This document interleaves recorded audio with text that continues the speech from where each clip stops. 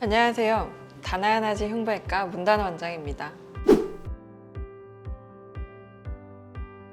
수술 후 가장 치명적인 부작용으로는 심부정맥 혈전증이라고 해서 수술한 혈관이 아닌 다른 큰 혈관에 혈전이라는 피떡이 생김으로 인해서 우리 전신에 영향을 줄 수 있는 부작용이 있을 수 있습니다. 하지만 대부분 심부정맥 혈전증의 경우에는 수술 중에 전신 마취나 하반신 마취를 하지 않는다면 대부분 바로 일어나셔서 20-30분 정도의 걷는 운동만으로도 심부정맥 혈전증을 충분히 예방할 수 있습니다. 열로 인한 치료로 인해서 발생할 수 있는 부작용으로는 아무래도 혈관 근처에 신경이 같이 주행하다 보니 근처에 신경이 다치는 경우들이 간혹 있습니다. 이 신경이 다침으로 인해서 감각이 무디다든지 간혹 어떤 분들은 운동신경이 좀 떨어지는 경우들이 있는데 대부분의 경우에는 시간이 오래 걸리긴 하지만 돌아오는 경우들이 많으며 요즘 초음파들은 고성능 초음파를 통해서 대부분 신경을 피해서 수술을 진행하기 때문에 부작용은 흔치는 않습니다. 그 외 흔하게 발생할 수 있는 일시적으로 왔다가 지나갈 수 있는 부작용으로는 수술 후 멍이 든다든지 수술 부위에 만지면 통증이 있다든지 수술 부위가 팽팽하게 당기는 느낌이 있다든지 일시적인 부종들은 대부분 2주에서 한 달 정도의 시간이 지나면 없어진다 라고 생각하시면 될 것 같습니다. 레이저 치료만이 갖는 부작용은 앞서 말씀드렸듯이 심부정맥 혈전증의 가능성이나 아니면 수술한 혈관 근처에 신경이 다치는 신경 손상의 가능성이 아무래도 열을 사용하지 않은 클라리베인이나 베나실 치료에 비해서는 신경 손상의 가능성이 조금 더 올라간다는 부작용이 있을 수 있습니다. 그리고 수술 부위의 통증이라든지 당기는 증상 또한 클라리베인보다는 조금 더 길어질 수 있습니다.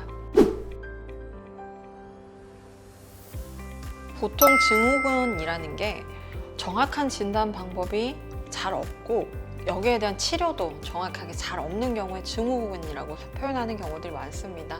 하지불안 증후군 또한 정확한 진단 방법이 있다기보다는 하지의 불편함을 유발하는 여러 가지 원인들을 배제하면서 진단하게 되는 질환이긴 합니다. 하지불안 증후군 역시 하지정맥류처럼 오후나 저녁 밤이 되면 증상이 점점 심하게 나타나고 다리를 불편하게 하는 증상이 하지정맥류와 비슷하기 때문에 사실 그냥 구분하기는 쉽지는 않긴 합니다. 하지불안 증후군을 갖고 계시는 분들은 초음파를 검사한 후에 하지정맥류에 대해 진단을 받으시는 분들이 많긴 합니다. 하지불안 증후군 진단을 받고 약을 복용하시는 분들 중에 하지정맥류를 갖고 계시는 분들이 4명 중에 1명은 하지정맥 질환을 갖고 있기 때문에 결국에는 정확하게 판단을 하시려면 하지정맥에 대한 검사를 받아보시는 게 좋고 하지불안 증후군을 갖고 계시면서 하지정맥에 대해서 치료를 받으신 분들 중에 90% 정도는 증상의 호전을 보인다고 합니다. 하지정맥류를 갖고 계신 분들 중에서도 하지불안 증후군을 갖고 계시는 분이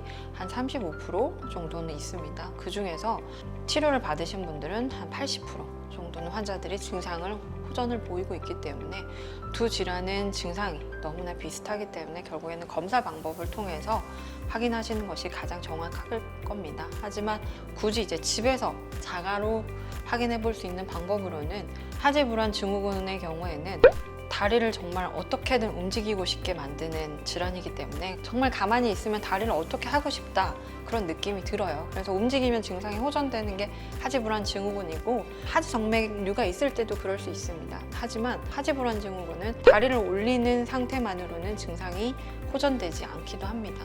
그 상태에서 다리를 들어 올렸을 때 증상이 좀 편해지면 하지정맥류일 가능성이 높다라고 생각하시면 될 것 같아요.